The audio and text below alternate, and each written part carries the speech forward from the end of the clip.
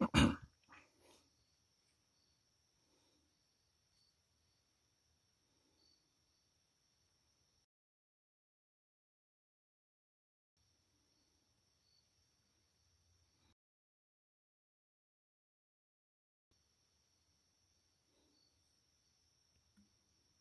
gonna pick up where I left off earlier. I just want to trying to enable. I'm trying to enable the comments, the live comments.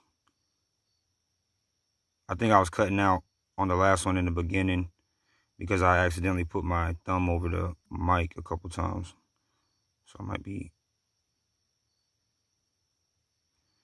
saying some things over or briefly over that I've already said in the last one.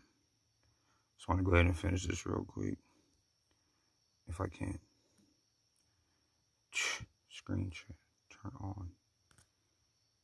There we go, screencast.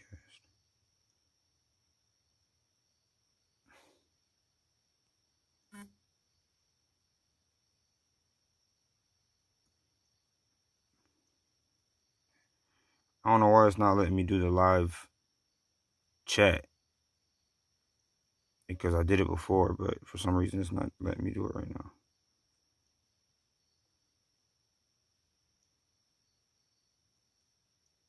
Okay, that's not working. Alright, well, sorry, I'll figure out what's up with that live chat thing later. Just go ahead and finish this. It doesn't really, I guess it really doesn't matter if I do the live chat or not, because I can't see when I'm doing this screen chat, whatever you want to call it. I can't see your comments anyway unless I pull the thing back up. But I'll try to figure out for future references how to keep the live chat on. I like reading lives and stuff, so let me try one more time. Ooh. Turn the camera off so you ain't gotta worry about that. Chat on. Okay, I know it. Alright, well, screencast is on. Come on, man. Screencast. Alright. This is just gonna have to be like this.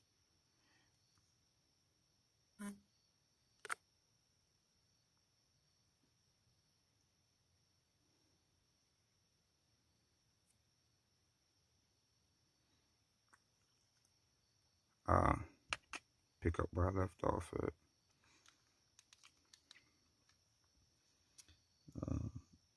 Apparently I got I'm thinking what I was trying to say at the beginning of the last live about the channel getting back. I think they kind of just terminate channels and stuff to intimidate people. I think you can get just about any channel back, but it just depends on the way you word it in your appeal when you try to get your channel back. You have to sound like all professional and say, you know, my channel's for educational purposes only and all the other stuff.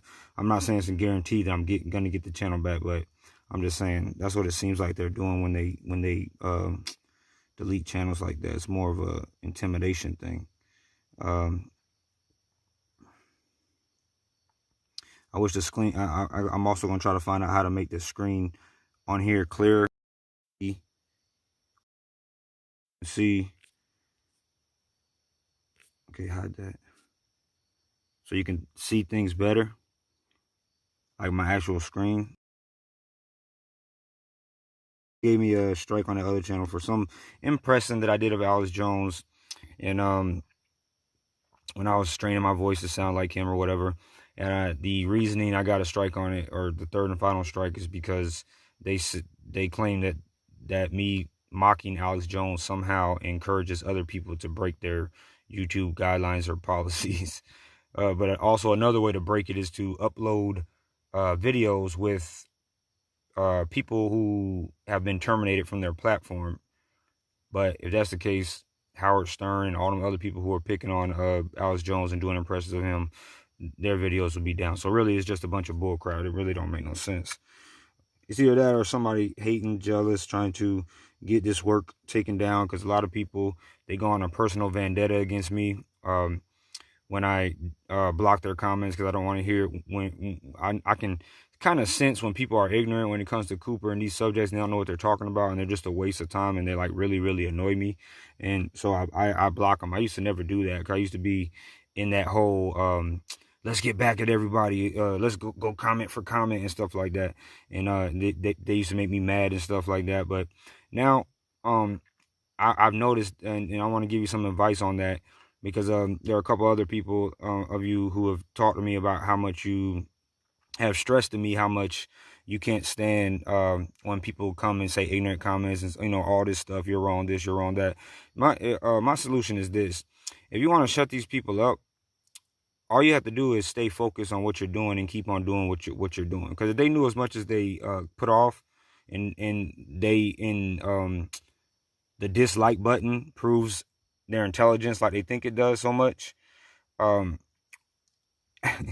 they have the ability to do the same thing you're doing. Just like this screen chat right here, they have the ability to do everything that you're doing to prove you wrong, but they don't. They're over here messing with you. So you gotta let people like that go. You gotta let all that stuff go, because those people just are about themselves. They're not trying to get people to learn stuff. They're not trying to do anything like that. They just want everybody to think that they know more than you or whoever the person is at a time that is doing the work that they don't like or whatever.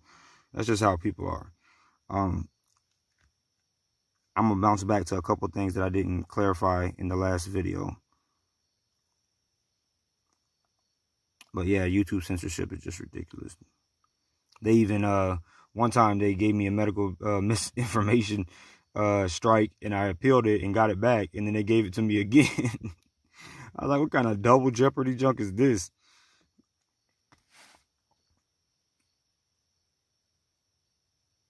Oh yeah, I'm gonna go back to ETs for a little bit.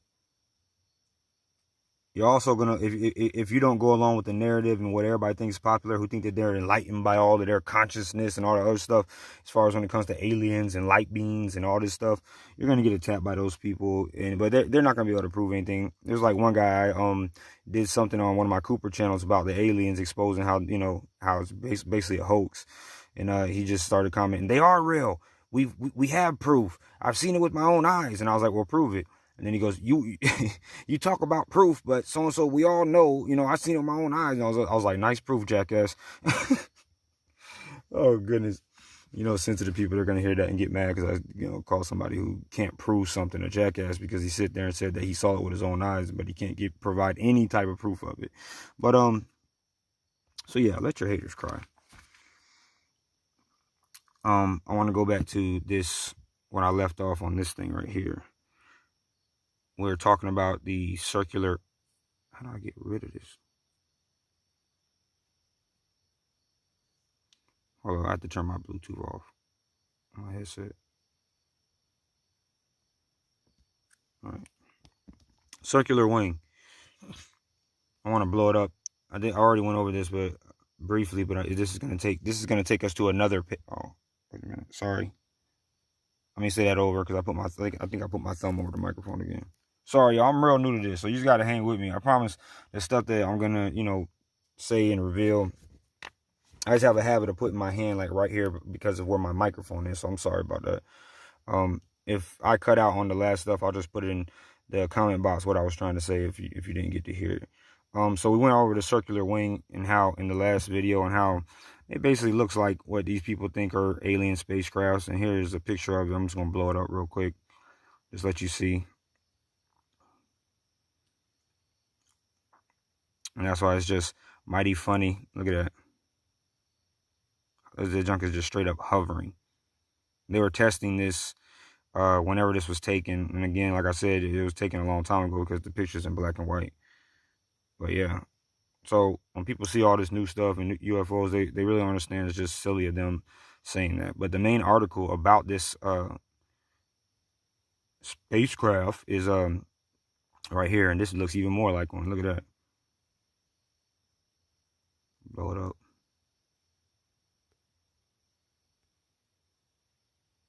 Look at that. U.S. Air Force. Oh, goodness.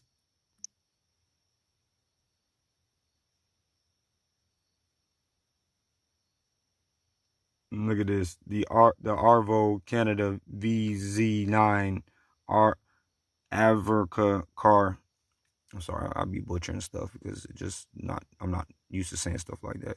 Was a VTOL aircraft developed by Arvo Canada as part of a secret U.S. military project carried out in the early years of the Cold War. The Avarkar intended to exploit the Coanda effect to provide lift and thrust from a single turbo rotor, blowing exhaust out of the rim of the disc-shaped craft. In the air, it would have symbolized a flying saucer. So that's why I say, again, it's just, and I put the link so you can read all the rest of it, because I got a whole bunch of stuff to go through, so I can't, like, read all of it. Let me go back here. Okay, I think the live chat is on. That's good. Now, how do I go back to the screencast? Because I didn't mean to do that. All right, I was trying to get rid of that little thing at the top. Oh, okay, it's gone. All right. I don't know if I accidentally turn off live comments by doing that, but we'll find out. I do like going back and reading live comments. I think I already said that, though. All right, so you saw that already. Then I want to go backtrack on another thing real quick. In the Majesty 12 document that I wanted to read, and I realized I didn't read it. He talks about how the alien propaganda and all of that stuff was put in movies and things like that. To put the thought in the mind of people that all of this alien stuff could be real or whatever. I'm trying to find it. Guardians. Okay, we'll do stuff like this. It's in the Majesty 12 document. Watch Star Trek from the beginning episodes up into the present, and you will begin to realize that it was an indoctrination into the concepts of socialism through subliminal initiation of the youth of the nation. The Captain James T. Kirk, JTK, Knights of the T, basically Templar of Jerusalem, and Christopher Pike are symbolic salutes to the Order of the Templars, and to the Brotherhood's greatest philosopher and probably its most prolific writer, the Christed General Albert Pike. The enterprise represents their great work or plan, which, if navigated properly, will lead them to realization of their dream of a united socialist utopian world.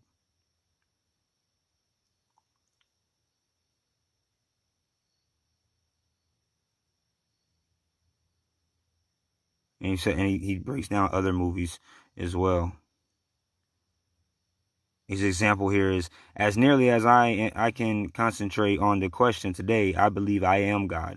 Certainly you are. I think we are intelligent beings on this planet, are all a piece of God, are becoming God. Interview with Gene Roddenberry and Star Trek creator by David Alexander Rock, an imprint of something. It just says where you can find it at, but that's not important.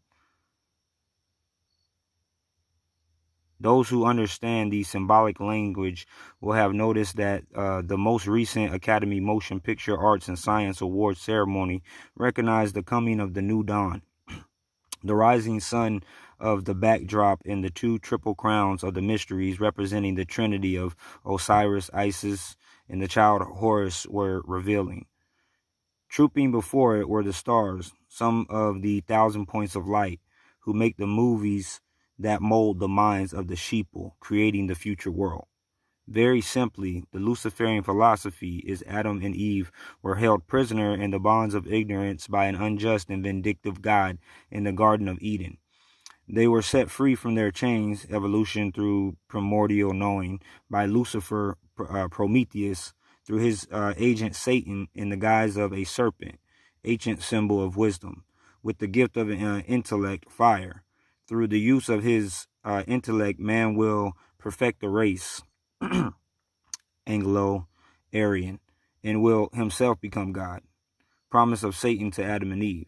Any religion, church, organization, or people who believe they are God, will become God, or are becoming God is practicing the Luciferian philosophy of the mystery schools and are acting in furtherance of the conspiracy. The Luciferian philosophy is a metaphor for the development of the perfected man. Marxist Leninists, through the process of evolution by learning how to dominate and control nature called science. The result, they say, will be the apotheosis of the race of mankind and the elimination of all who cannot make the paradigm shift in the new coming age, or the coming new age. The Soviet Union was the most perfect expression of the illuminist, secular, humanist philosophy that has ever been presented before the eyes of an ignorant but gullible public. Now they strive for enslavement of the human race in the new utopia. This will be brought about through deception, manipulation, and psychological operations which will make up the art of illusion called magic. The alchemists have the same religion but disguised it under the profane interpretation of the esoteric or outward expression of mutating lead into gold. The search of the philosopher's stone was the attempt to perfect the race, Anglo-Aryan, and lead the evolution of what the Illuminati believed to be the inferior races of mankind, what they believed to be useless eaters.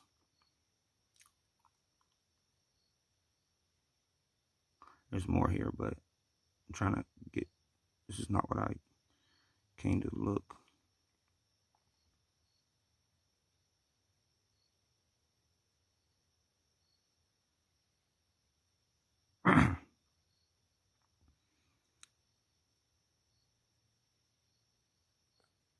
Okay, I can't. I had it up here, but I can't.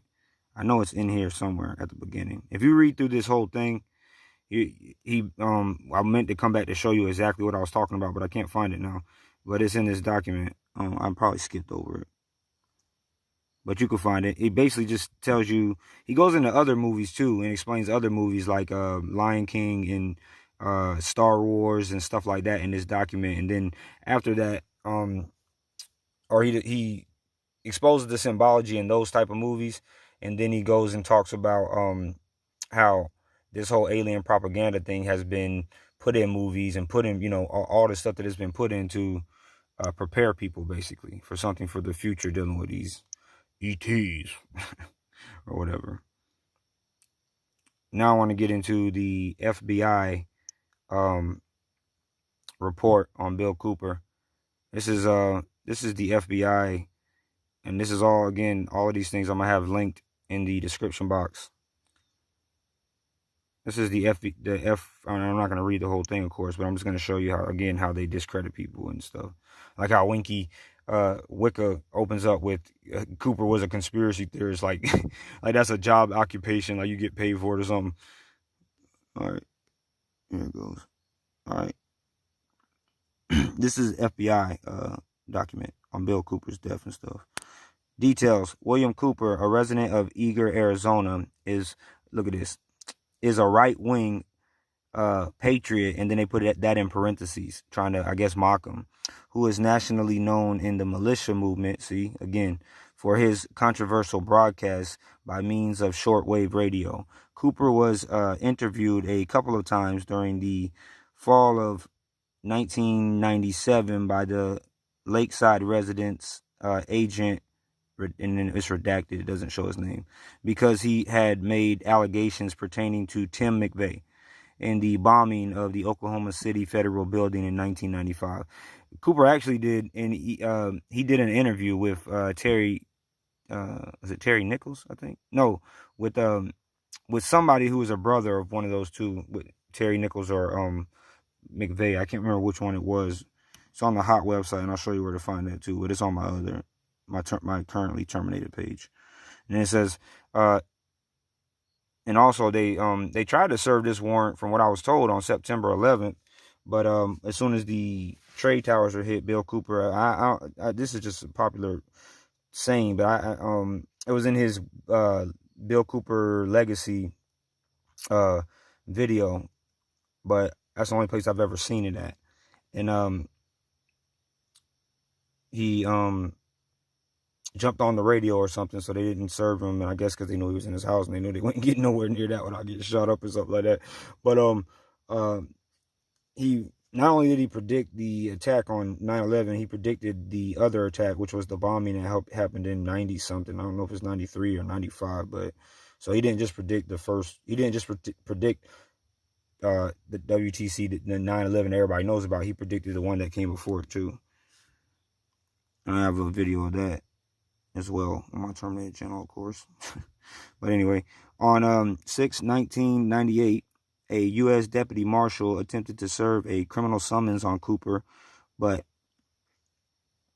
Cooper refused to accept the summons, and he ordered he ordered whoever the officer is, his name is redacted, off of his land. The summons was issued. Case unlikely that Cooper will show up in federal district court in Phoenix and as required on July 1st. Indeed, Cooper seems to be relishing the role he has created for himself by defying the IRS and federal government. He has written a long explanation entitled Cooper Family Targeted by Feds, which has been released on the internet. And I want to clear this up, because somebody said something about tax evasion and they can't believe they killed him over tax evasion and something like that. Bill Cooper was not killed over tax evasion. He was killed because of what he knew and what he was saying, and they couldn't let him live too much longer after 9/11 because he would have blew the case wide open. He was not legally wanted by these people.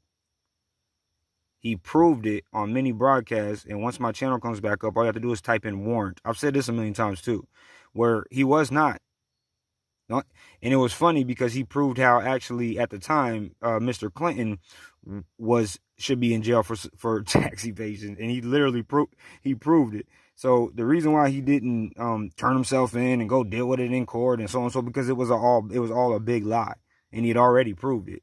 So people always say that, well, why he didn't just turn himself in and all other stuff is because he wasn't wrong, and they don't understand that. They think that if he would have gave away his freedom to do that, then he'd still be here with us and so on. So that tells you that a lot of people are just cowards, and they don't understand the message, and they don't get what he was trying to say and what he was doing.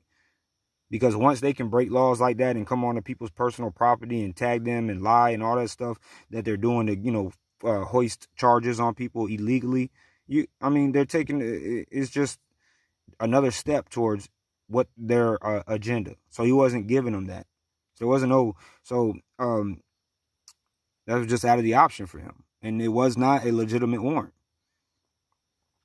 Since the unsuccessful attempt to serve Cooper, redacted, has been communicating with several agencies concerning the situation, mostly to educate them about Cooper's political beliefs and the risk involved if he is to be arrested. Most importantly, the U.S. Marshal Service is now aware of Cooper's profile, something they did not know when the summons was issued.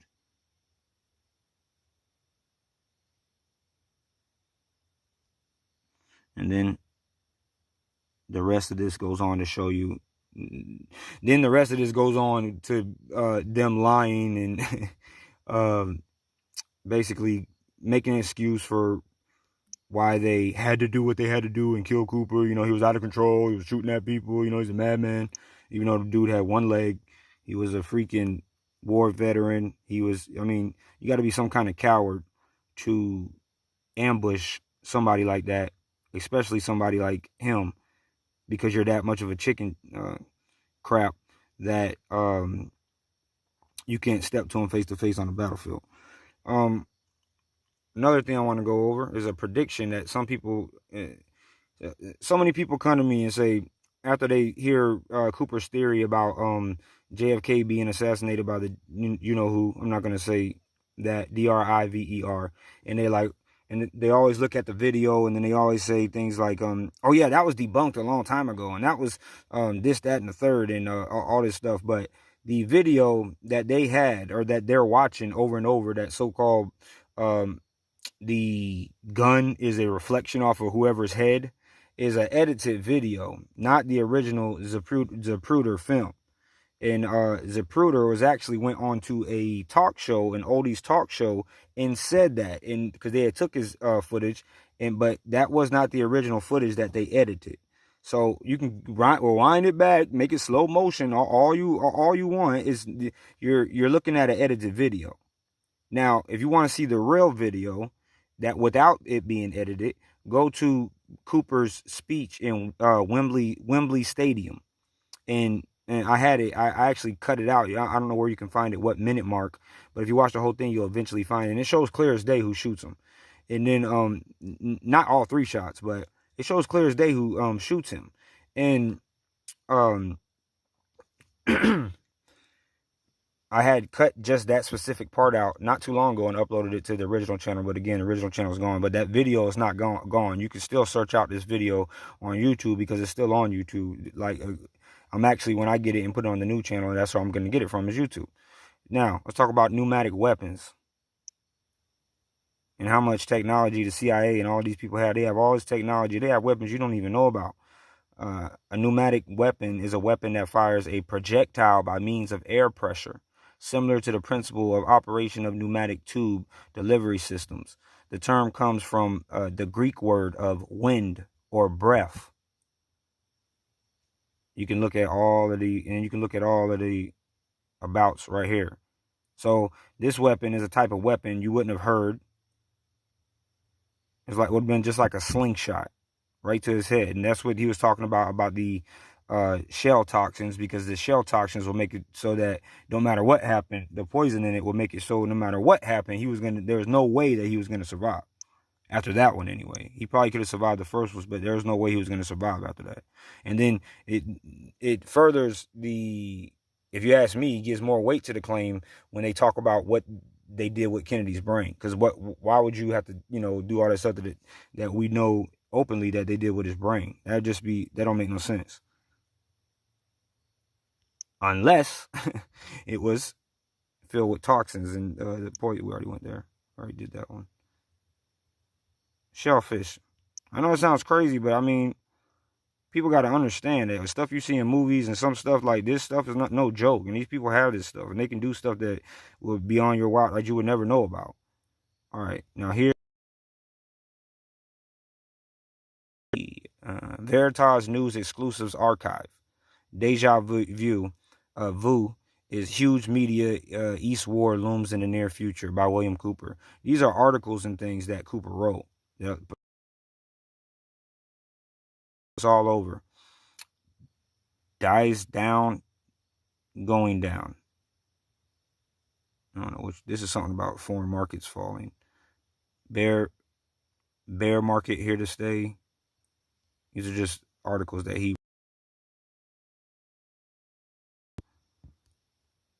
I'm trying to show you the good names and then we'll move on. I'm just trying to get through all of this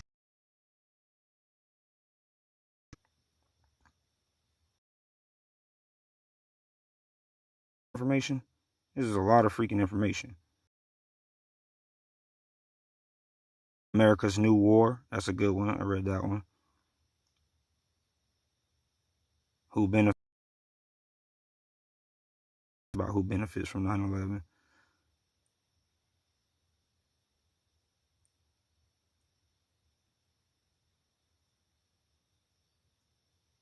Here's an interesting one. I don't think it's by Cooper, though, but it's in his archives. X-Files creator brings WTC scenario to TV. Okay. List of suspected hijackers. So there you go. And then you go down here, and these are some more articles right here. Veritas News articles, July, September 10, 2011, and then a whole bunch of other ones, previous years. It's right there in the corner. All right, now let's go to the next one. BitChute, my BitChute channel. This is my BitChute channel. It used to upload straight from the YouTube videos. I used to have my account connected to YouTube, my BitChute account, and it would upload, at the same time that it was going to YouTube. But for some reason, it doesn't do that. It doesn't do that anymore.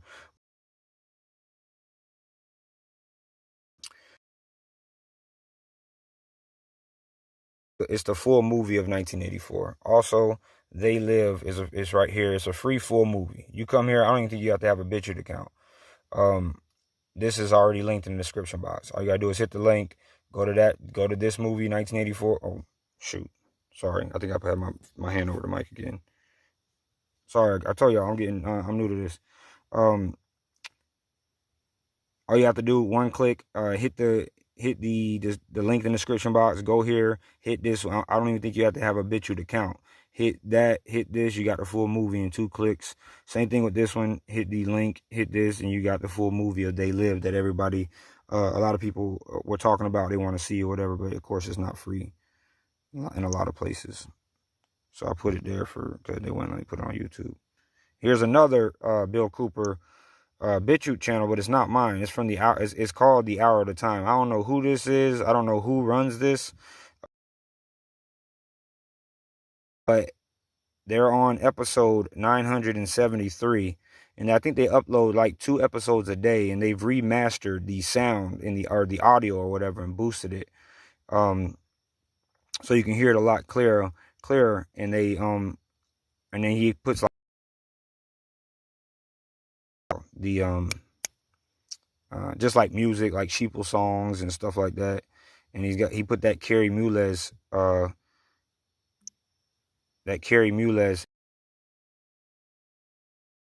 which let me go ahead and show you guys that too.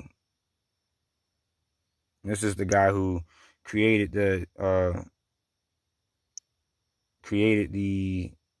and this is my talk show. I don't know if I put this in the last one. This is another channel where I'm gonna end up going back there and running my mouth. It's just called C. Luke's Talk Show, Bill Cooper's Apprentice. But I'm trying to build this channel up real quick. But here's the video. Here, I put it as listen to the experts because I didn't want them knowing exactly what this was and flagging it for false information. But this is almost a 2-hour video of the inventor of the PCR test, and he basically outs everybody, all the liars and stuff, like Dr. Frankenstein is who I call him, and just a lot of things that you'd be surprised, and telling them that they got the boogeyman and all this other stuff. Man, I just can't. I have to get I didn't put this link in the description box yet, but I just showed you where to find it. But when I'm done with this, I'll put it in the description box because I didn't think of it at the time. But people just trip me out that this man can be the one who does it and saying that all of them now today don't know what they're talking about. They're all about money. They're all about corporate greed. They're not really about your HEALTH. And they would still rather believe the people like Dr. Frankenstein than believe somebody like this guy who's humble and actually made the thing that they're taking that makes them think that they got something. I mean, people like literally, and then they just have no brains. And I'm not trying to make myself seem smart or be all whatever, but I'm just frustrated with how stupid people can be. Absolutely stupid. And think that whatever the people that he just told, that he's telling them about in this interview actually makes sense. They still think it actually makes sense. Even though he told them way before any of this stuff even happened, and he just conveniently died right before from a pneumonia or whatever, right before all of this stuff happened. AIDS thing. And there's this website called, I can't find it. It's called like the Bill Cooper Chronicles or the Bill Cooper Files. I have it somewhere. I'll find it. But he has all these articles other articles that people had never read about man-made AIDS and stuff like that. Sorry. But here's my, and it has a whole bunch of other writings. It's a good website, but I can't find it anymore. But I know if I look hard enough, I'll find it. And once I do, I'll probably do a video or something about it and just show you all the documents in there. Okay, now this is the original Facebook page that I made for Bill Cooper. If any of you guys are on Facebook, if you want to get the word out even more, I would go to this page and just share it or like it or whatever, because it's still only at like, what? Now, it ain't even at 9,000 yet, and I've had this page for a while. This is where I started doing Bill Cooper's work. Let me see if it says what time I created the page. I don't even remember when I created it. Okay, I thought it would say, but I'm pretty sure. Let me see. All right. Well, anyway, what's this? Create page. I can create a page now. Uh-oh. Okay, I'm gonna look back into that. I might create another Facebook page just for the hell of it. But also, this Facebook page has just about all of the videos that were deleted from the original Cooper channel. This is where I pulled most of them from. I uploaded here. I was here for like years and years and years on this thing. And then stuff happened. Accounts got terminated, but it's still up by the grace of God, I guess. I don't know how or why or what, but it's still up. And then, okay, 2017.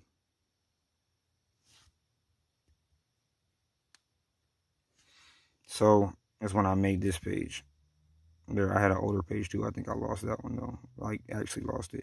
But also, all the big Cooper pages like this. There's a Milton William Bill Cooper Facebook page. There's a Bill Cooper 2018 page. A Bill Cooper 2019, 20, and 21 on Facebook. Those are all mine.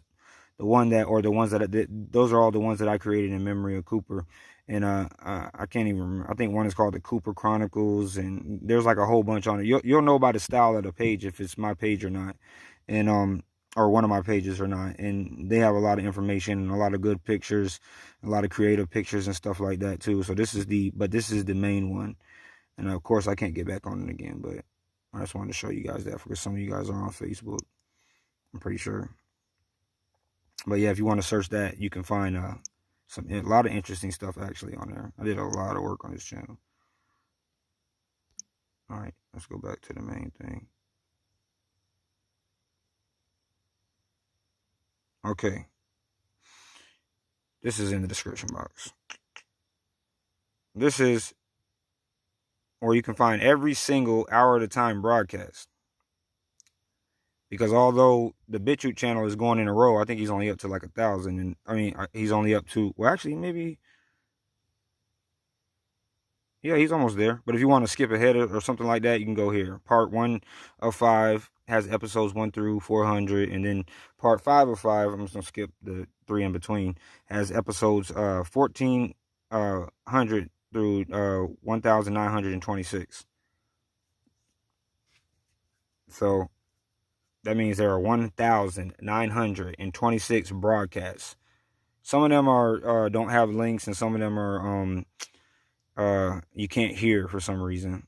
And I wonder why. And there's some ones with some really, really good titles that you can't hear, and I think they were sabotaged on purpose because there's something that he really, really revealed in there. Might got something, but it's the complete Cooper MP3 collection. You'll see that in the description box. Now, this is gonna go back to Ra, the sun god, and worshiping in Egypt and things like that, like mythology or whatever. But Ra, ancient Egyptian, also translated, and then it has his, that language from back then that I definitely can't read, was the ancient Egyptian deity of the sun by the 5th dynasty. In the 25th and 24th centuries BC, he had become one of the most important gods in ancient Egyptian religion, identified primarily with the... Come on, I'll start that now. Identified primarily with the noonday sun. Ra... Okay. Ra believed to... sorry. Ra was believed to rule in all parts of the created world, the sky, the earth, and the underworld. He was the god of the sun, order, kings, and the sky. Again, he was believed to rule in all parts of the created world, the sky, the earth, and the underworld. He was the god of the sun. This is according to them, of course. The god of the sun, order, kings, and the sky. And this is the picture of what they presented him to look like. Now, I'm not saying this is really what he looked like. This really all is a mystery.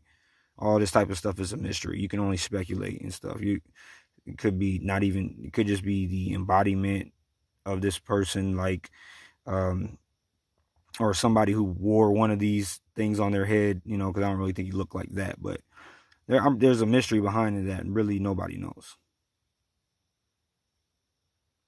It says in one of his many forms, so you can go to different forms or whatever.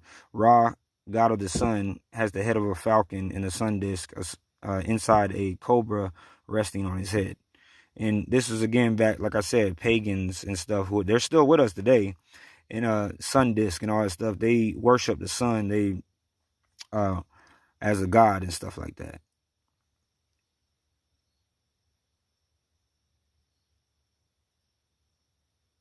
Ra was portrayed as a falcon and shared characteristics with the sky god Horus. At times, the two deities were merged as Ra Horakati, Ra, who is Horus of the two horizons. In the New Kingdom, when the god Amun rose to prominence, he was fused with Ra as Amun-Ra. Amun, I mean, some people would say that it's related to Amen or Adam. It's just, again, another mystery. Sacrifice bulls and stuff. People sacrifice bulls and stuff like that to these gods. All right. All forms of life were believed to have been created by Ra. In some accounts, humans were created from Ra's tears and sweat. Hence, the Egyptians called themselves the cattle of Ra in the myth of the celestial cow. It is recounted how mankind plotted against Ra and how he sent his eye as the goddess somebody to punish them. Again, this is all, like, if you ask me, metaphorically speaking, things like that. But I do want to show you how it evolves in time and how this is mentioned in the Bible, where it talks about how people they were worshiping the things that were created rather than the creator. I'm not going to read all of this, but I'm going to skim over it. And if you find it interesting, then you can just, go here and read it, or you don't have to get everything from Winky or Wicca. You can get it from other places. There are a lot of information about stuff like this, but it says the sun as a creator. The sun is the giver of life, controlling the ripening of crops which were worked by men. Because of their life-giving qualities of the sun, the Egyptians worshipped the sun as a god, the creator of the universe and the giver of life. The son of Ra represented life, warmth, and growth. Since the people regarded Ra as a principal god, creator of the universe and the source of life, he had a strong influence on them, which led to him being one of the most worshipped of all the Egyptian gods and even considered king of the gods. Now, Ra, the eye of Ra, and all that stuff has a different meaning here. I mean,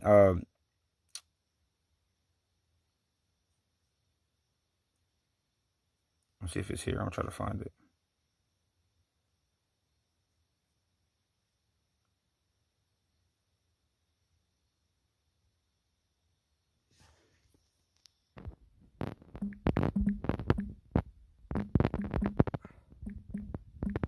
Forget it. Ra. A reason why. Sorry. Ra. You see this? This is the eye of Ra. I need to put this in. Let me screenshot this real quick so I can remember to put it in the description box. Look at that.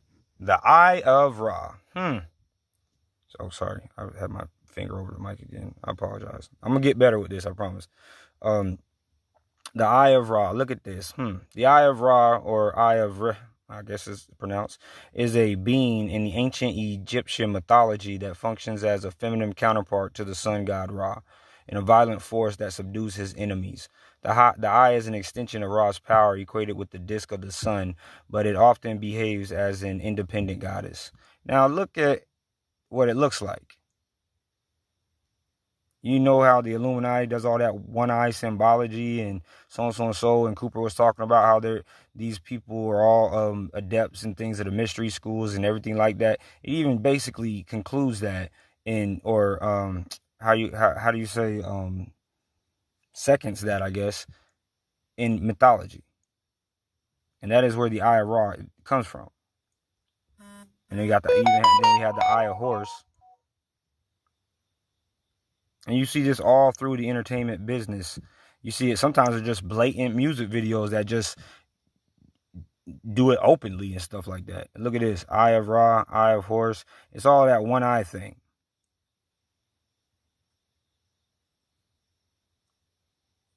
I mean, these people who think that the Illuminati and the mystery schools and things that Cooper was talking about don't exist are simply people who don't study anything at all, period.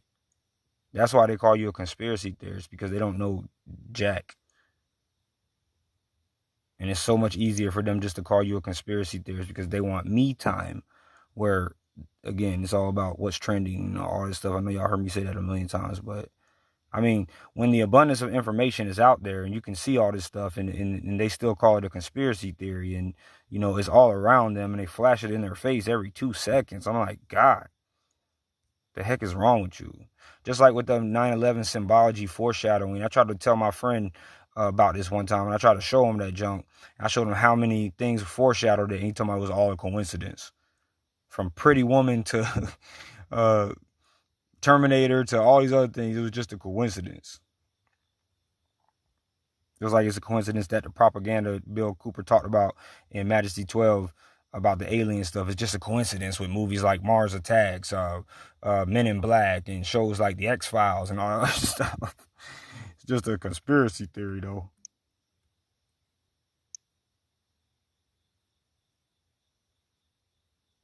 Okay, now I want to talk about propaganda. Oh, no. Oh, yeah, I'm going to talk about it, but I'm going to go back to something. I want to talk about UFOs again, but in a different aspect. And it's the aspect of the Nazigermany. And of course, they say in ufology, conspiracy theory, science fiction, and comic book stories, claims or stories have circulated linking UFOs to Nazi. Oh, dang it. Nazigermany. The German UFO theories describe supposedly successful attempts to develop advanced aircraft or spacecraft prior to and during World War II, and further assert the post-war survival of these craft in secret underground bases in Antarctica, South America, or the United States, along with their creators.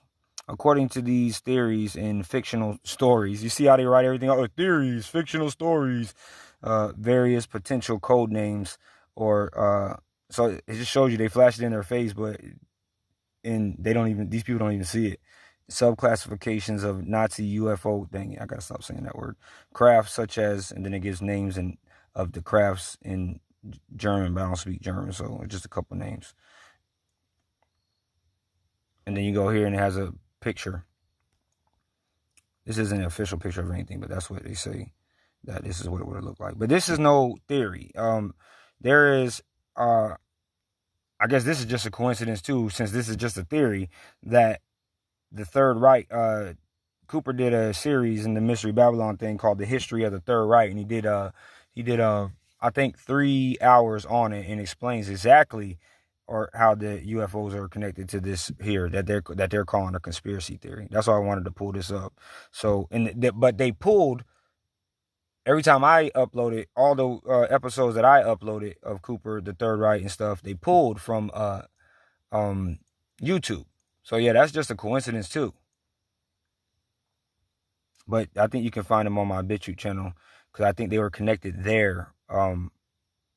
Or my YouTube channel was doing what it was supposed to do, and at the time I uploaded those videos and sending my videos straight to BitChute. So I think they're still there. And if they're not there, I know that they can still be found on the web. So if you want to know more about that and the truth of it, you want to hear the facts that Cooper presents in it, search out the broadcast, or you can just read the transcripts. I think it's in the Mystery Babylon series of what I say, the history of the Third Reich.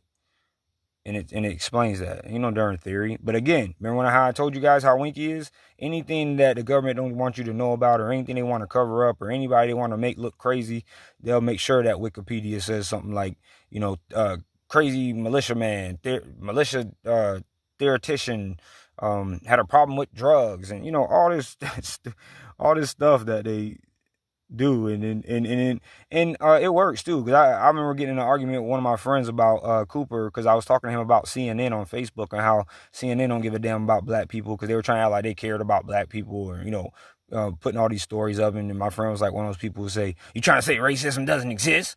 I'm like, "No, idiot. I'm trying to tell you that CNN don't care about racism existing or anything. They're just giving you that story to keep you mad at somebody else about, you being unfairly treated in the workplace and all this other stuff. But it ain't because they care, regardless of if it's true or not." And I said Cooper exposed them, and I gave him the link. I mean, he said, "Well, who's Bill Cooper? Who's William Cooper? How does he know everything?" And then he went and looked them up on Wikipedia. Oh my goodness! And then came back like 2 seconds later online and thought he knew everything about the man. I was like, man, it's just there you go. Now let's talk about another thing. I want to talk about propaganda. I'm going to talk about this in Nazi Germany. Propaganda I call it NG from now on. Propaganda in the NG was the practice of state-directed communication to promote German nationalism. The goals of the Nazi Party of Germany and the party itself, the propaganda used by the GERMAN Nazi Party in the years leading up and during Adolf. I try to disguise it. ADOLF. You know who that is.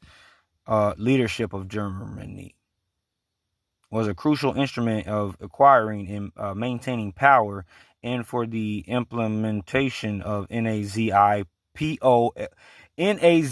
policies. Now, so look, and I'm gonna go back up and click and read into that. I don't even remember seeing that, but the Propaganda and Mein Kampf is the book that he wrote, of course, and if you hit that tab, it'll show you that. But I want to show you how they use it in media. In in NG, okay? Books, textbooks, books for occupied countries, comics, films. Anything sounding familiar here? Fine art, magazines, Signal,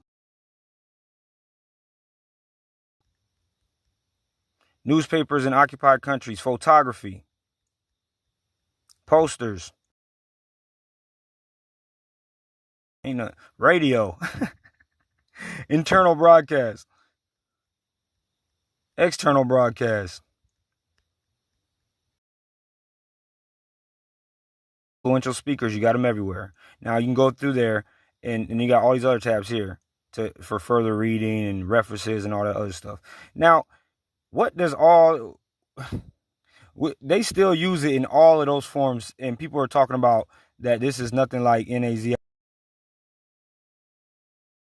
downs. I even try to there was a girl I used to coach, and she grew up to become a teacher, and I made a post on Facebook again before my account was terminated about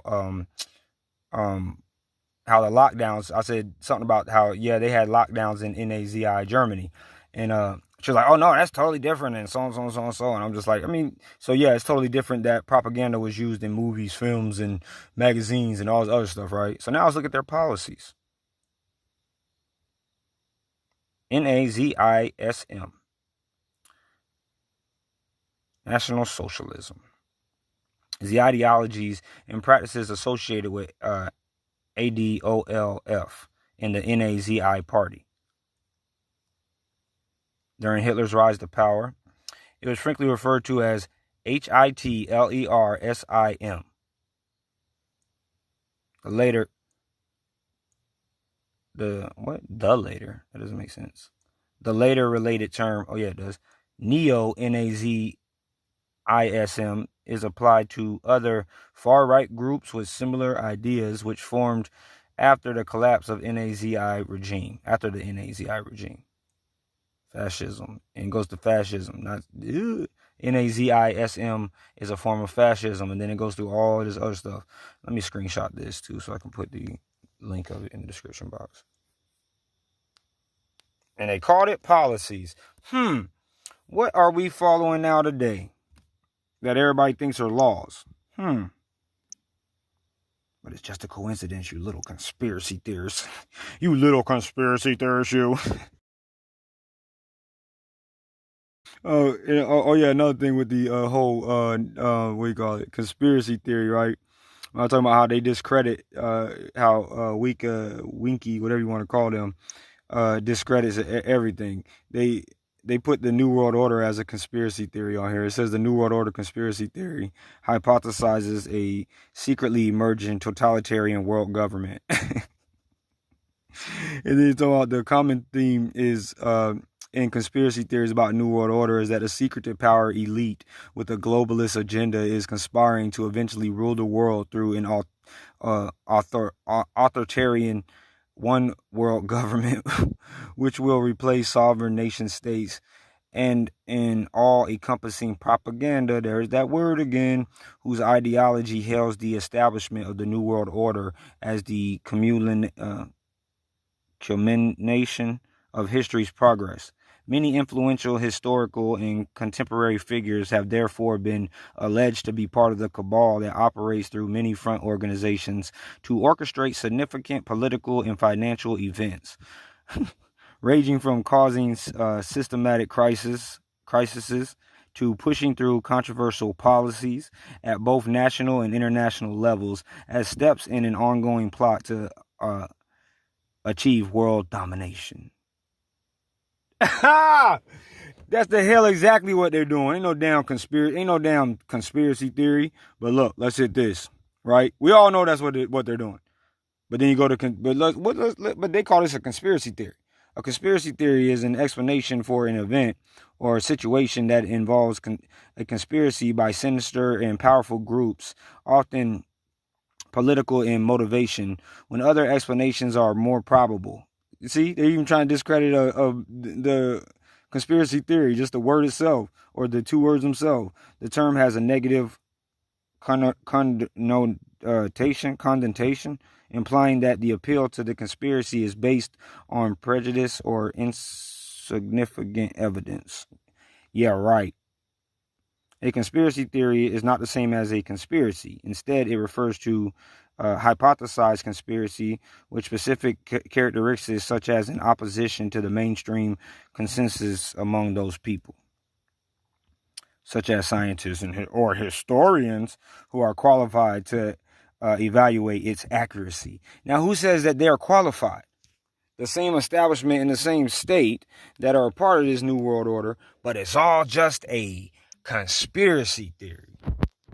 That's why you have parrots going around here talking about, I believe the scientists and I believe the historians and I believe so and so and so, and all these people that get paid and put in front of a television set, they can put a little jacket on, they put a little title under the some random person, they sit in front of the camera and then put a little title under their name that says this is so and so and so, he did. And then the interview says, well, yeah, now you went to so-and-so school for 80 billion trillion years and you've been studying this all your life and so and so and so. And then they're like, yes, I did that. All this stuff, right? And then the parrot sheeple will repeat this stuff because they wouldn't look no further than their television set to get some kind of explanation for something. And then and even their own original thought, turn around and tell you what I just read you. These people don't understand, man. Now, let me show you how Wikipedia shows their favor for, or how they do things when they want them to seem pleasant. They have the New World Order politics in brackets. The term New World Order refers to a new period of history, evidencing dramatic change in world political thought and the balance of power in international relations. Despite verified interpretations of this term, again, trying to discredit conspiracy theories and the New World Order conspiracy theory. Let me go back. Despite verified or variated interpretations of this term, that's again trying to discredit the conspiracy theory. It is primarily associated with the ideological notion of world governments only in the sense of new collective efforts to identify, understand, or address global problems that go beyond the capacity of individual nations to solve. No, It is Winky trying to, what do you call it? Make their puppet master's world plan, little agenda seem nice and seem beneficial for the world. That's what it is. Can you believe that? Then even says the phrase New World Order or similar language was used in a period toward the end of the First World War in relation to Woodrow Wilson's vision of international peace. Wilson called for the League of Nations to prevent aggression and conflict. Okay, let me screenshot this. The League of Nations, basically the first United Nations, tried to disarm the world. They failed in their plan. He forgets to mention that because, they covered up with world peace. They try to disarm everybody, and it failed. Look up. Well, actually, I'll put the link in there. All you got. Let me see if they put it in there. Let me see if they put it in there. They had a failed attempt at trying to disarm the entire world. You see this junk? People just.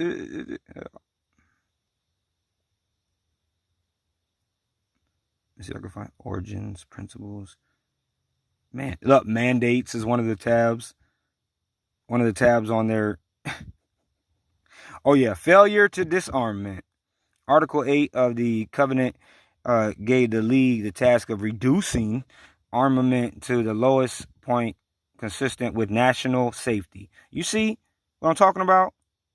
All these people, they think that that's what we all have to be worrying about. And this is why I'm telling them, or I continually tell them, I don't care if they want to, I want to cry because they hear me say it. I'm not responsible for keeping you SAFE. You mind your business. Don't worry about what I'm doing. It's because you can see in history right here, failure to disarmament. That is what they used under the guise of safety.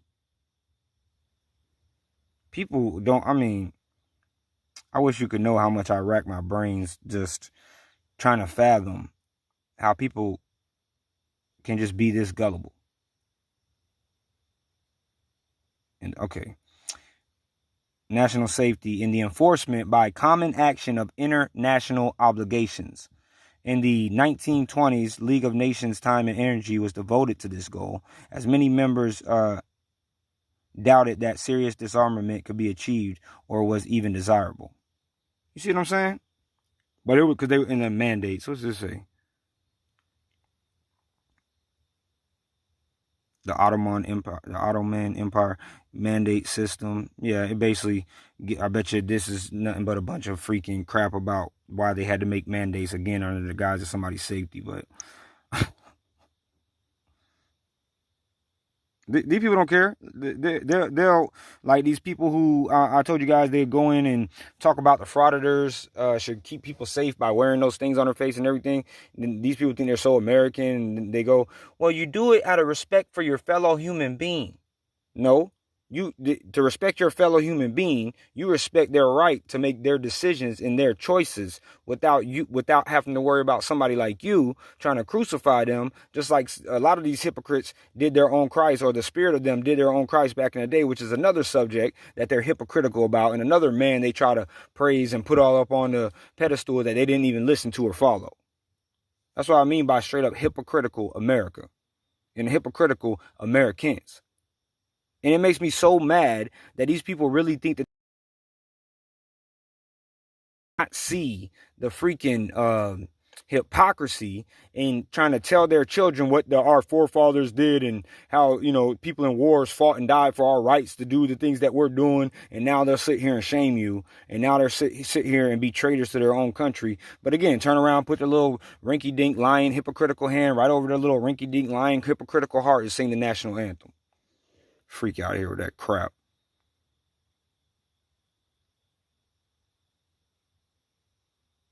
Now let's talk about the Illuminati game. You guys ever heard of the Illuminati game card? The Illuminati playing card game?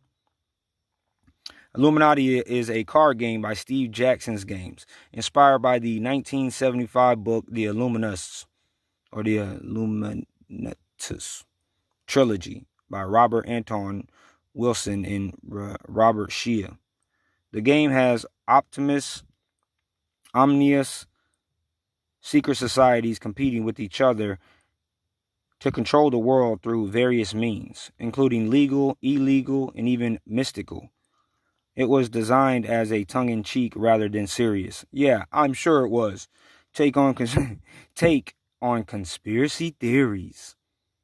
Let me read that again. It was designed as a tongue-in-cheek rather than a serious take on conspiracy theories. It contains groups named similarly to real-world organizations such as the Society of Created Anarchism and the Symbionese Liberation Army. Oh man, it's way more than just those. You put there's a lot more organizations than that they got in that card game. It can be played by 2 or 8 players. Depending on the number of players, a game can take between 1 to 6 hours. Look at a picture of it.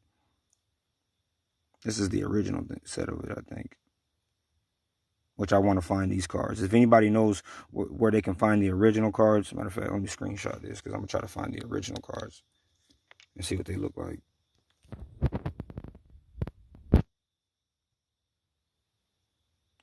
And the skills required: strategic thought, deal making. The game description, expansions, and I'm not going to go through all of that because I'm trying to get all of this done. I don't know if my phone's going to overheat or what's going to happen. And I don't want to just waste people's time here, so I'm trying to get all the information out. So yeah, now let's see what some of their little playing card games, their little playing cards look like.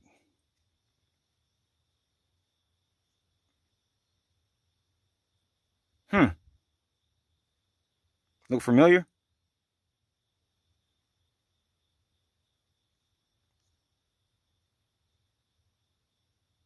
Yep.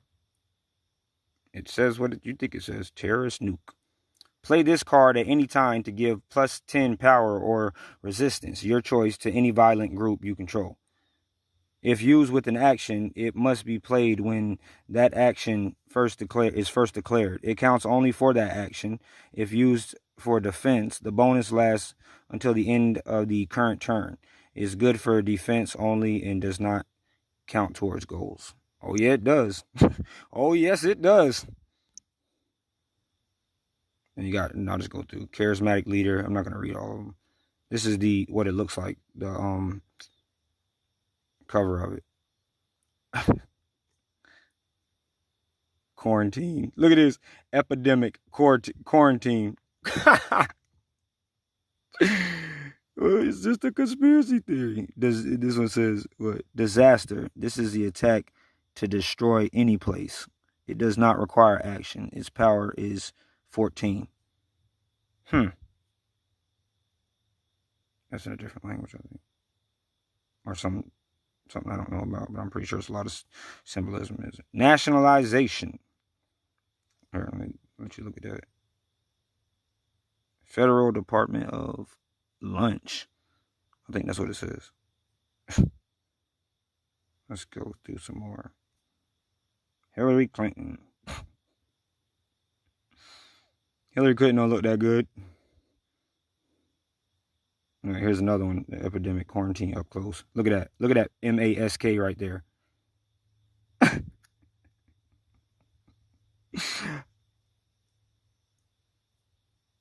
They got a card for conspiracy theorists. This powerless and much mocked group is prized by the Illuminati because their wild ravings often contain useful idiots. While you control this group, you may have one extra plot card in your hand at all times. Just a theory though, guys. And look at this description on here. Betray your friends, crush your enemies, control the world, drink some coffee. It's not funny, the Irish flu. But it's funny when I think about how people can say, you're a conspiracy theorist. The Pentagon. Each corporate group directly controlled by the Pentagon lets you draw one extra plot card each turn. Look at that picture. Market manipulation. Triangle. Outweighing the money. Some people say this is a card dealing with, forgot who it is. The guy's name. Political correctness. Look at this. And then they got people hung or whatever, and it says used insensitive pronoun. Ate flesh of dead animals. I don't know if everybody gets what that gets what that means, but it's very telling. Whispering campaign.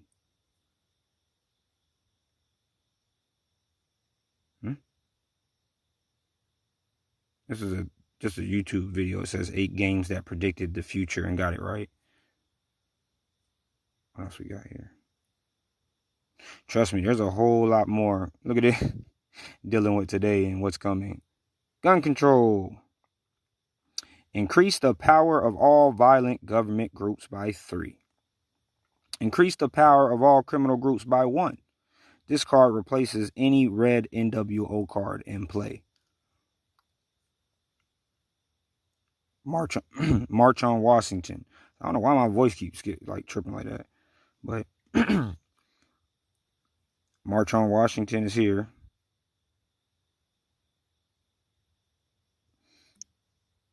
What's this other one? Media blitz. Look at all the triangles and stuff and all that crap everywhere. And it's called media blitz. Dude got a triangle shirt on, triangle billboard, triangle on the darn, I guess it's like a bootleg Mickey D's cup, triangle on the TV, triangle on, I think it's a magazine or something in his hand. Let me zoom in on it. It says true fact. No.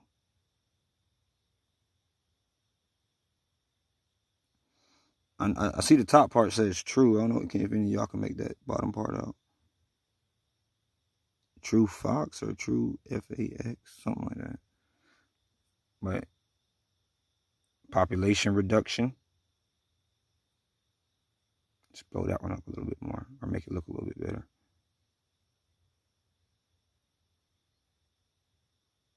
And then the caption reads, or the bottom part, too many people making too many problems and not enough love to go around. Then it says Genesis, I think. And there are clearer pictures of all this stuff everywhere.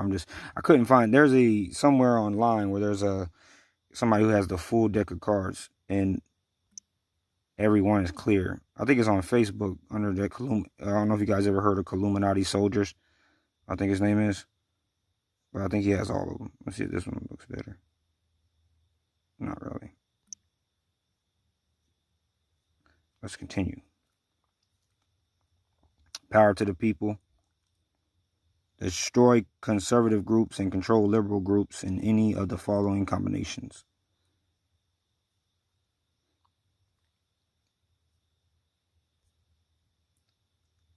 Oil spill.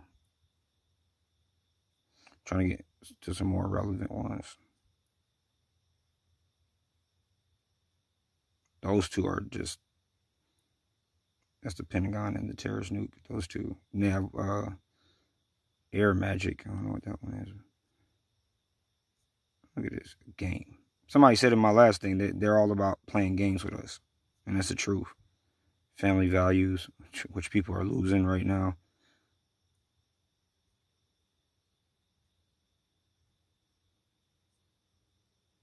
Italy.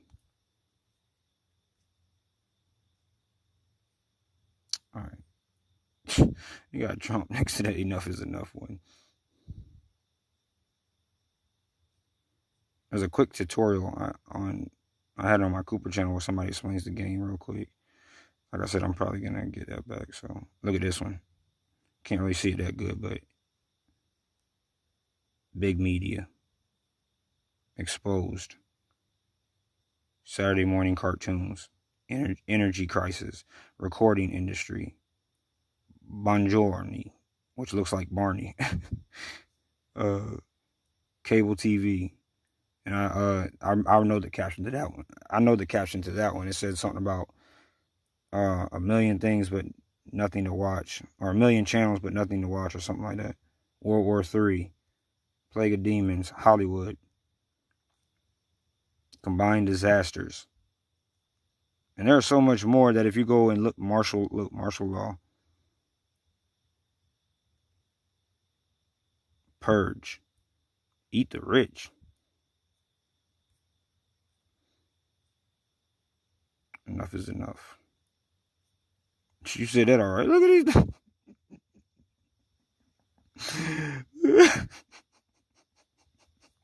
these. Trading card games. Ain't that funny?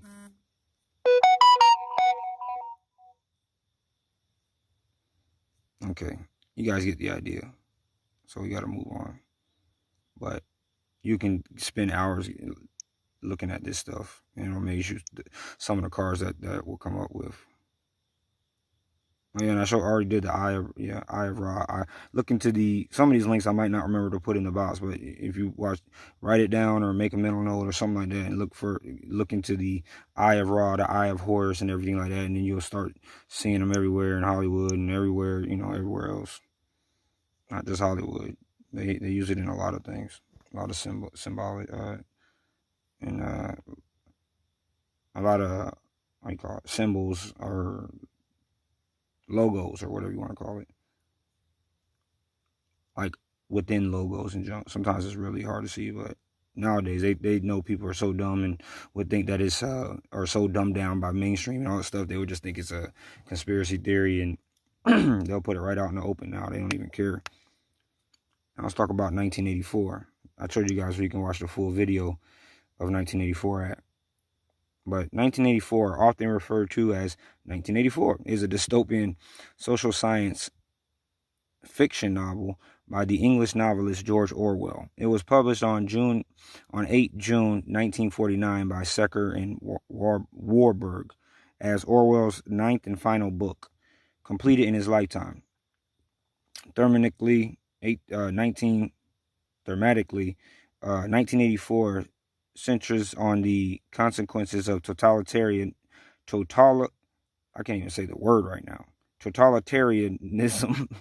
mass surveillance, and repressive regimentation of persons and behaviors within society.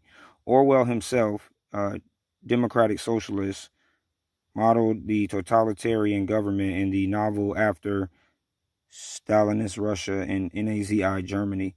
More boldly, the novel examines the role of truth and facts within politics and the ways in which they are manipulated. Now, Cooper, I have a clip of Cooper mentioning that George Orwell is also a part of the British intelligence, just like he was a part of the naval intelligence, and Orwell saw basically the same exact documents that Cooper saw for the plan to take over the world.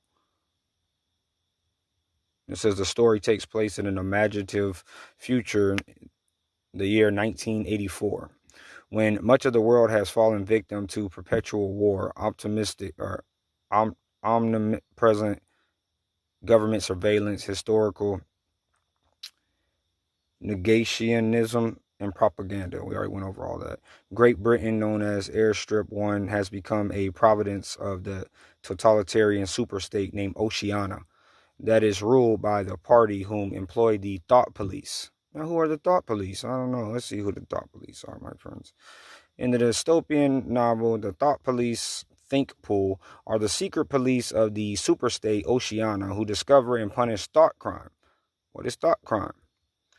The word coined by George Orwell in 1949 dystopian novel 1984 is described a person's politically unorthodox thoughts, such as unspoken beliefs and doubts that contradict the tenets of Instigo, English socialism, the dominant ideology of Oceania. The official language of Newspeak. Now, let me intervene real quick. I know I messed up pronouncing a lot of these words. You guys remember the movie Minority Report, where they basically, in the future, they can stop crimes before they happen. They're trying to set up some type of system like that to get away with a lot of politically correct people. That's also a part of the plan. Like I say, then they'll make it so that they have justification of, arresting people or whatever they're going to do because they know that this person is going to do a crime. And you can see it sometimes when they take people's social media networks and try to put them down for things that have nothing to do. If you just say something jokingly or something like that, they can use it against you. Newspeak is official language of Oceania, a totalitarian superstate that is setting a dystopia. Let me read past all that. To meet the ideology, and this is happening right now while all of us are getting censored, Newspeak.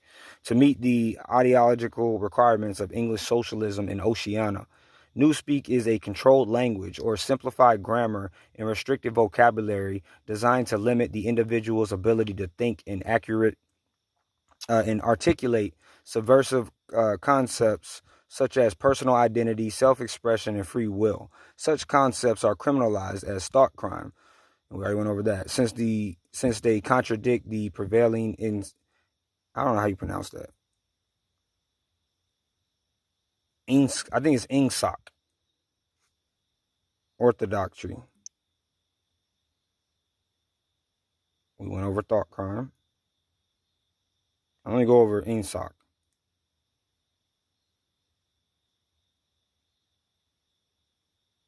That's not.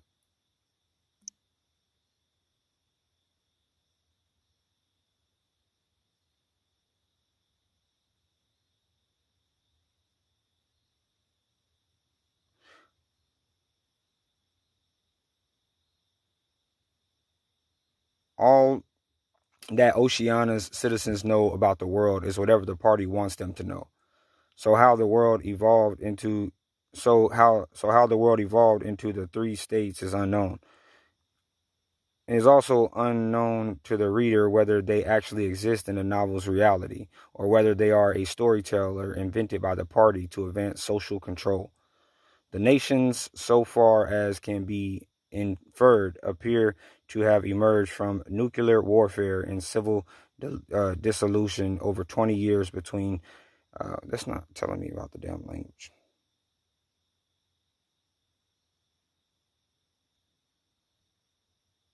We'll get back to that. But yeah, look that up too. So I'm not even gonna put all of the links. Now I'm getting to some links that I wasn't even planning on covering. So I'm pretty much lost. I done hit so many things.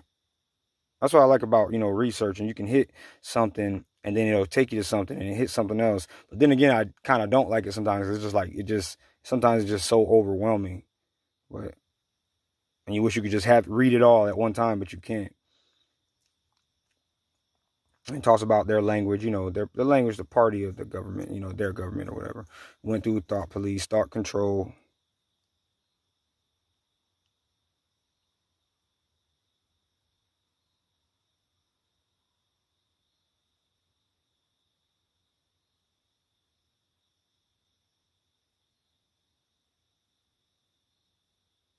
I'm sorry. It's just still, even though I've already seen this or read all this and know all this, is still interesting to read it because it shows you what they're about to do. It really does. In surveillance. In Oceania, the upper and middle classes have very little true privacy. All of their houses and apartments are equipped with telescreens so that they may be watched or listened to at any time. Similar telescreens are found at workstations and in public places along with hidden microphones.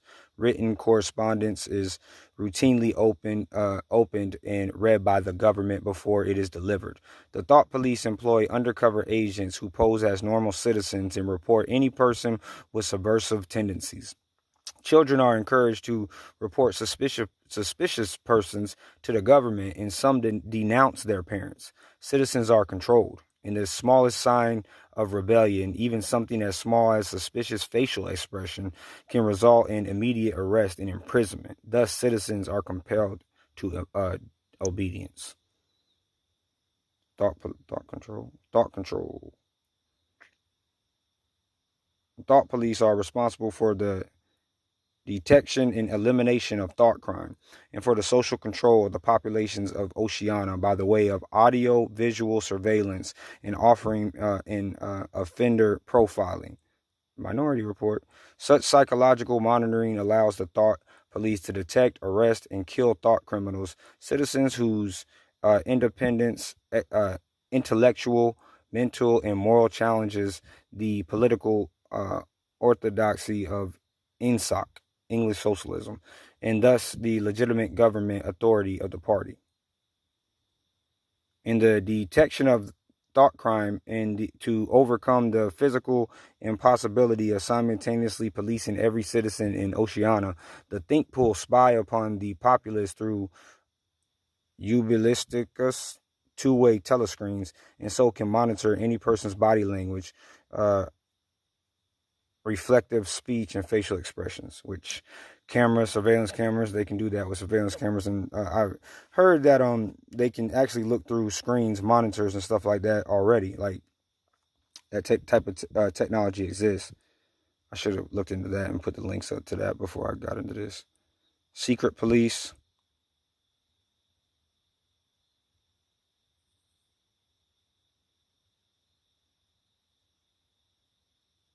Basically, they work for the government and take out the government's opponents, whether they be celebrities or regular citizens or whatever. They're just a secret police, and they work for eliminating anything that questions or may possibly be a threat to the establishment, and that's why they eliminate people like Cooper.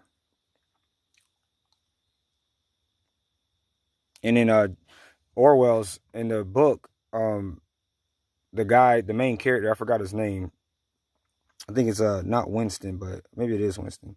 His job was to write history. Like if a celebrity or something or a political figure would step out of line and they ended up being like murdered or something like that, his job would be rewrite history and say something else happened other than what really happened. Which you can see that we all know that's what happens to a lot of stars and people and stuff that speak out or don't go with their little plan. They get something happens to them and then they put it all over the news and talk about what they make up some story about what happened to them, and it's usually one of the outspoken people or one of the it's just weird. And then the timing of their death is just weird from their time, because it's usually like after they revealed something or they were going a different way than what was the norm for them and the norm for regular securities or regular people of their status. Let's put it like that. Big Brother is a fictional character and symbol in George Orwell's dystopia in 1949. I'm about to get away from this. I just wanted to read this to you guys.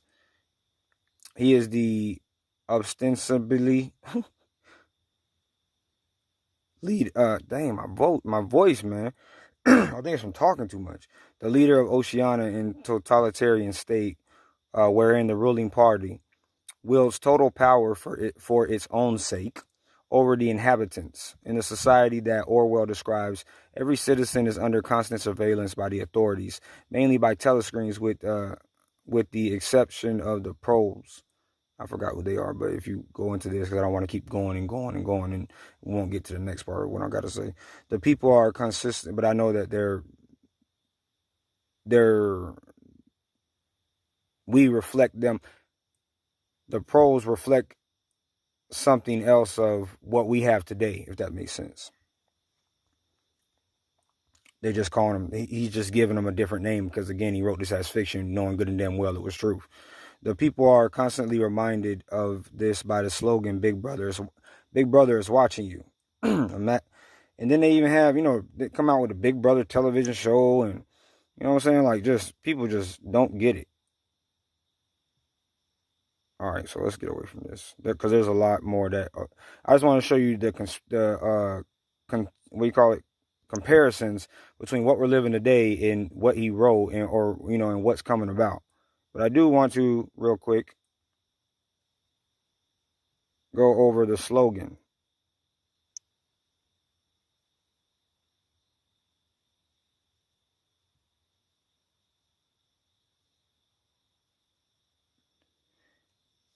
In 1984, what do these three slogans mean? War is peace, freedom is slavery, and ignorance is strength.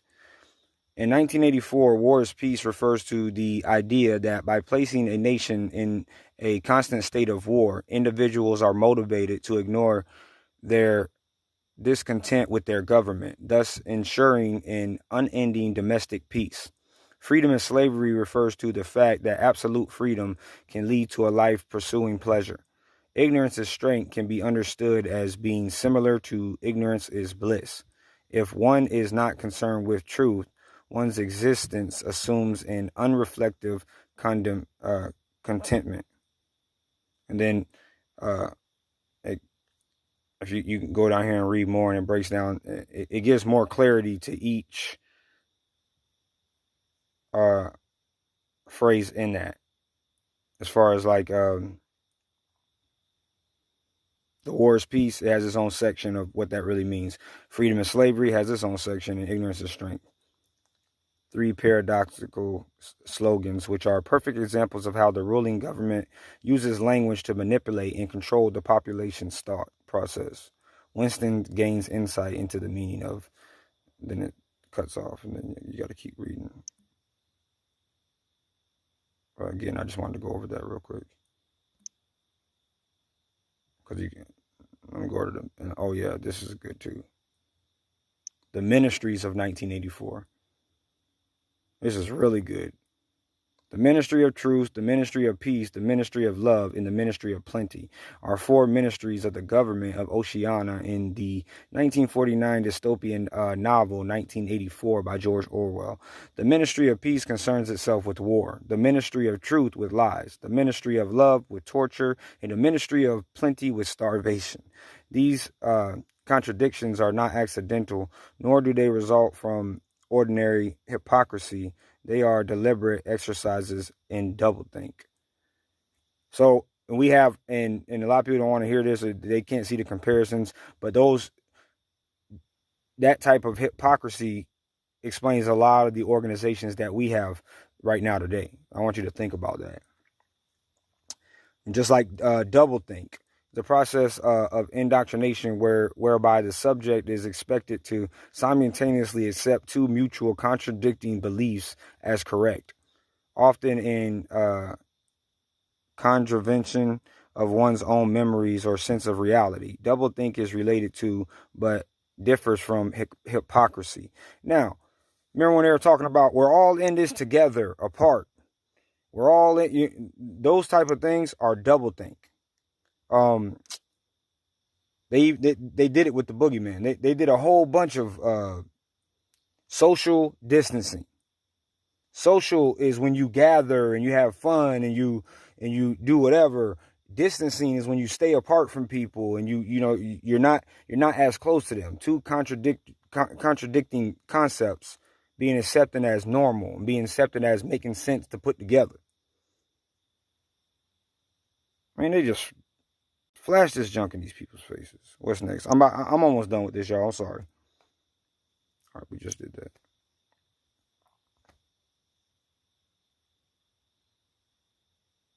We already mostly know about the Illuminati, so I'm darn sure not going to spend a lot of time on this right here. Illuminati, plural of Latin, Illuminatus, enlightened, is a name given by several groups, both real and fictitious. Historically, the name usually refers to the Bavarian Illuminati, an Enlightenment era secret society founded on 1 May 1776 in Bavaria, today part of Germany. Now, isn't that a coincidence, folks?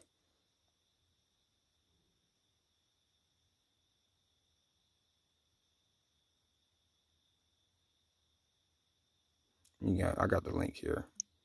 But that's not really when they were founded. That's Illuminati. The name may be Illuminati now, but before, down the rabbit hole, it was something else, and was something before that, and it was something before that, and it was something before that. But a lot of people, Cooper was saying one thing, how a lot of people see a word and they don't understand that words change with time, and that this whole Illuminati thing has been around way more than just when it was founded. And then you got Adam Weishaupt. It just, the names just changed over time. And it says he was this is the guy, he says he was a German philosopher, professor of civil law and later Kenyan law, and founder of the Illuminati secret societies, but not really the original. He's just like, it might be a front man or the one that they put up there or whatever, but he's not the official, you know, because this junk goes back to ancient Egyptian times. Cooper in the initiates. I forgot what video, what I forgot what broadcast it was. I think it was the initiates of the flame or something like that. Or no, the astral flame. He talks about how this whole secret society Illuminati type junk goes all the way back to mythology. That's a real good one. That's a real good episode. Okay, and yeah, I'm about done here. I put all the extra links, Illuminati, just to show you how much, like Illuminati and popular culture, Illuminati trilogy, Illuminatus trilogy, like the books, and just different things showing you, you know, stuff about, you know, associated with them. How many different ways it's flashed in front of people's faces and people still don't get it.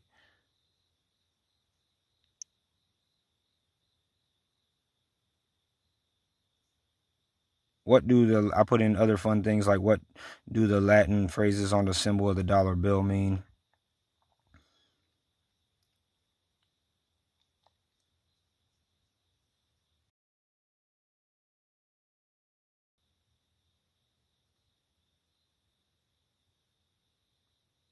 Summary of it instead of reading all of this because this is getting real long. Cause I don't know if you guys are like me, but I can do stuff like this all night. I've even already done all this, and I still, the Eye of Providence was basically a New Age version of the Eye of Ra, and we just got done talking about that. But yeah, it basically talks about the Latin words are talking about how God favors their undertakings and things like that. But you can get, I'm not saying it exactly right because I'm getting tired, but you can definitely look into that on these links that I put down there. And we're almost at the end, y'all. Sorry. Maybe I can get I think I have a quicker version of it, just to at least read the Latin, what it means.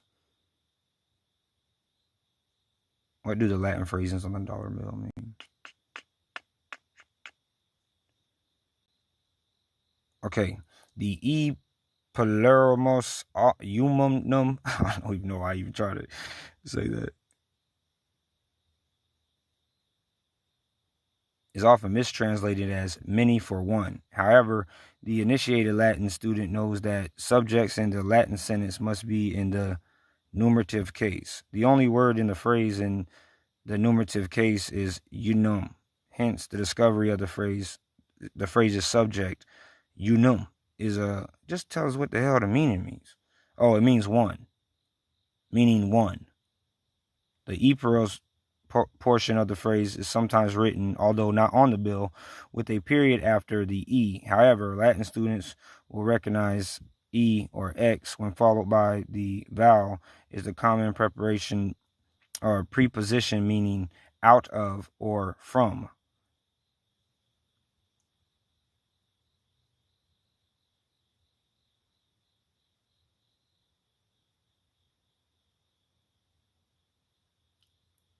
And then many. So out of or from many.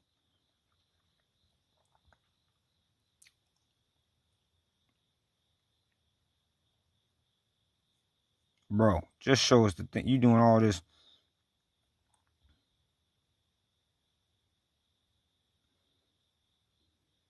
And anut coptius. I'm sorry. Meaning to nod or approve. See, this dude is doing too much right here. All you have to do is put the damn order.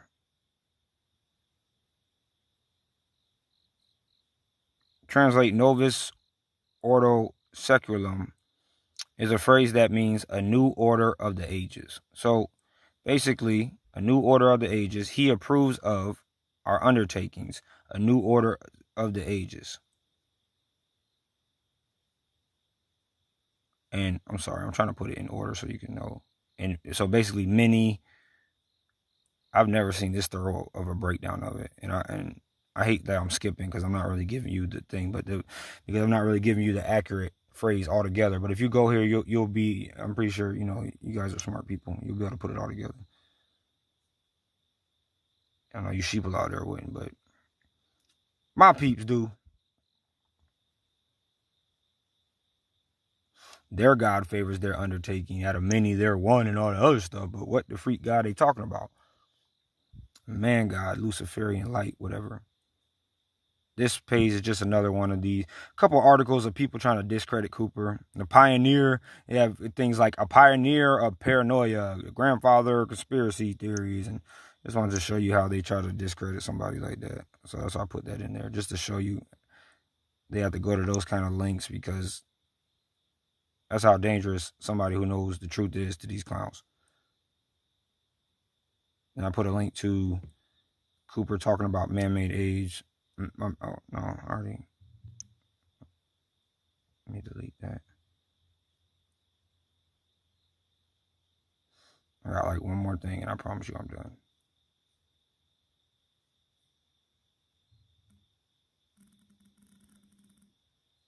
I hear something thumping around outside my car. I'm about to grab my knife in a minute.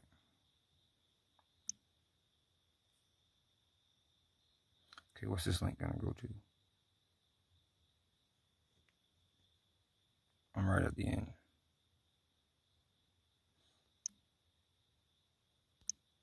Last thing I want to show you, as far as dealing with Cooper and stuff, about how they try to discredit him and stuff. Look at this. Look at these. You see these videos? Have you guys ever seen these videos trying to debunk Cooper and stuff? Look at these right here. These are the dumbest videos that I've ever seen in my entire life. They literally look like a freaking 4-year-old made them. Look at the thumbnails. Pictures. Bill Cooper debunked. Epic fail. Bill Cooper debunked. Fail. Look at look how immature whoever this freaking person is. Look how they made this joke. In one of these videos, they have a picture of a tombstone and it says William Cooper on it, and it's not even Bill Cooper's original grave; it's somebody else's grave. Look, it looks like a freaking kindergartner put this crap together. Cast of 2001, Bill Cooper gets on the air and outs Alex Jones for the liar that he is. That's all. So that's the beginning of this video. Bill Cooper was dissing from a liar by Nobi 509, and it's bullshit.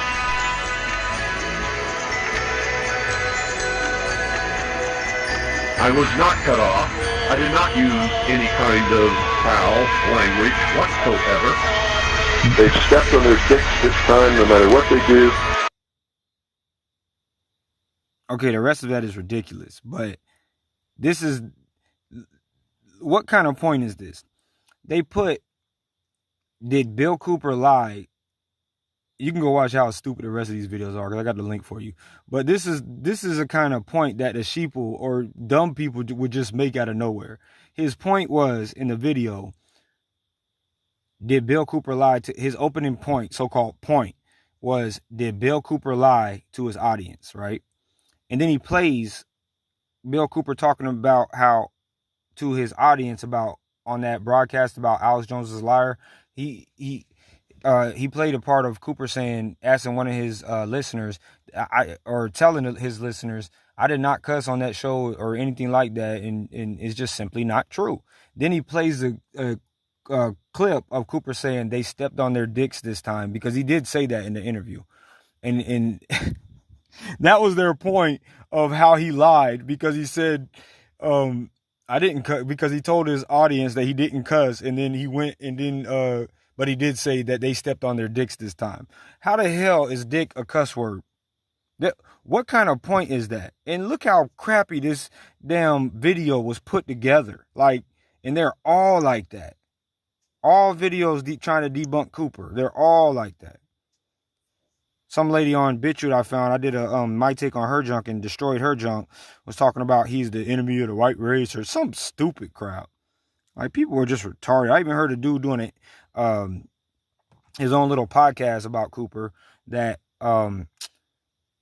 he was just so misinformed, but he talked for a whole hour. I don't think anybody has heard that yet. I'm gonna get that and put it on make it into a video sometime after I find it again and put it on a thing, just so you can see how the majority of people just, they'll make a whole broadcast or a whole video going off of how ridiculous that makes them, and then have a whole thing, actually think that they're having their own little points on the subject they're talking about, when they're so completely and totally misinformed. Oh yeah, next thing. This is it. I'm done. I told you guys I run I'm trying to open up my organization and run my business and stuff like that, or the ministry work or whatever. So I got a link in the bottom of this for the, if you want to help fund the thing. But I want to make kind of like literally a headquarters where a lot of you guys from different places, if you ever come to my parts of the town, you have a place to stay. We have a place to get do something like get out information, come together and brainstorm about just kind of like a new CAGI is really what I want to build into, so we can start figuring out how we can go on all these platforms and get together. Even if we have to, get together some kind of maybe not protest, but some kind of organization together where we can start putting out our own news and start doing our own thing and start showing these people what real research is about. So if you want, right here is just my channel of me tumbling and my squad and just all the just so you guys can see it. Like we were on the Today Show and crap. See how much you can save with our solar incentive programs in your area that are saving homeowners thousands. But anyway, just videos like that. This is my C. Luke. Thank you so much for tumbling dominoes. It's just me and my People are going to be really impressed. I've been watching you guys work out.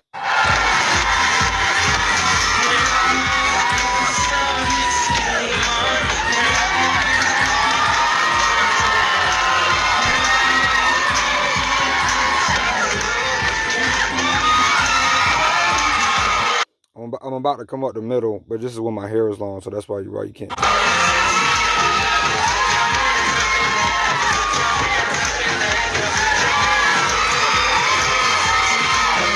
Now I'm trying to build an organization to do this, because look, even on this, they wouldn't let us use our music because we're a ministry and we talked about God in it. So I'm trying to, so they play Chris freaking Brown.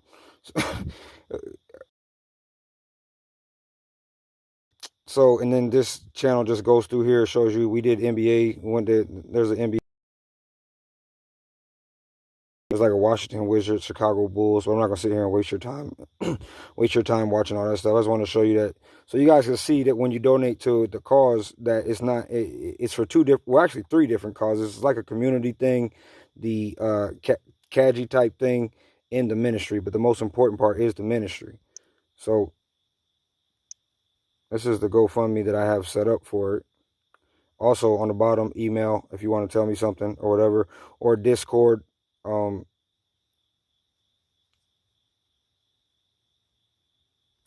want to join the Discord, let me know and I'll just send a link.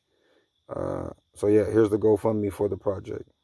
And if you don't want to fund it, that's fine. I'm not begging anybody to fund it, but if you know anybody, if you would like to pass it on to other people and inform them of what it's about. And it's just a video of what we do. It's to the video Skillet, or whatever you call it, Hero by Skillet. And then here, the link, what this cause is about, is me explaining in depth what it's about. I think it's almost like an hour long of me just telling my whole life story. And that's what this link is right here, that before the email. Because I don't want anybody donating just to donate. I want them to know what they're donating. Unless you want to just say because of the time and all that stuff, which everybody knows this is all I do. And it's all I'm ever really going to do. So it ain't like it really matters if somebody donates for that reason or not. But because I'm going to keep going regardless if they want to or not. But today's session, sometimes I go too long because I want to put it all out there, but I would suggest searching into a lot of the links and things that I didn't search into, and start using your voice and, you know, things like this, and start giving this information to people, and start reading things that, you know, stuff like this that'll get you more in the know, and spend, for all you people, you know, who want to know a lot of the stuff. That's why I know, you know, what I know is because that's why I know a lot of what I do, is because I just do nothing but research, and then it gives me creative, I don't know if God's hand on my head sometimes, but it's like I got a hunger to do it. And there's so much information out there, and there's so many different outlets that you can do. Like if you don't want to do YouTube, and there's something else you can do to get the message out, there's always something else that you're perfect at. And if you love doing it, it makes it even better, because then you can spend, it's not like you're working, you're doing something that you love to do, and it's like simple to you. So when you link up with other people like me who might be good or still going in different other aspects, when we come together, it's just a powerhouse. And then when we get other people involved, it's an even bigger powerhouse. But there are a lot of things I think we should start doing lives. I'm trying to figure out if we can do it from Discord, do like a live thing from Discord, to start talking about subjects, but more, you know, having all of our opinions, and so people can see, because these people sit here and have broadcasts of nothing, and they can just talk about the stupidest things. But if you, and not that we're going to get a whole bunch of views when we first start, but just taking many subjects, talking about it. If we have to use code words sometimes, I know some people don't like to do that, but you have to do that to get by on their platforms. We can do that and start pulling in and bringing in more people. The more of us that come together and do that, the more people we can reach. And if we're all good in our different areas, then that's a total package right there. But it's getting late. I love y'all. We're definitely going to do this again sometime.